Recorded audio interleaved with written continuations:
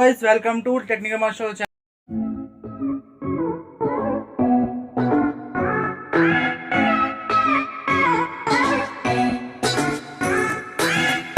मैं करने जा रहा हूँ अनबॉक्सिंग विंगाजॉय की। तो अब इसमें देख सकते हैं आपको 8 घंटे की पावर बैक मिल रही है, एक्स्ट्रा सॉफ्ट कजन्स मिल रहे हैं, लाइट वेट है, हाई डेफिनेशन बैलेंस साउंड है इसकी।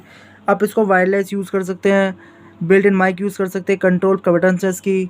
इसका आप देखते हैं यूबॉन प्रोडक्ट है ये। और ये देख सकते हैं आप बी लाउड बी प्राउड। और ये आपको ज़्यादा महंगा नहीं मिल रहा, ये आपको ज़्यादा से ज़्यादा मिलेगा 750-800 रुपये तक का आपको हमसे मिल जाएगा अप्रोक्स।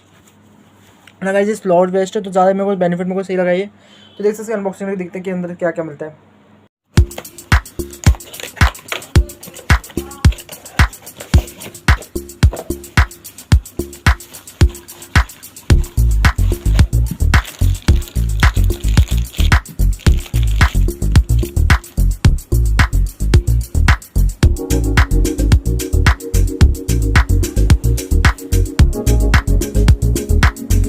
इसके साथ मुझे मिला एक डाटा एक केबल 2.5 जो भी है फ़ोन का, और एक चार्जिंग केबल, और एक ये है मेरा हेडफोन।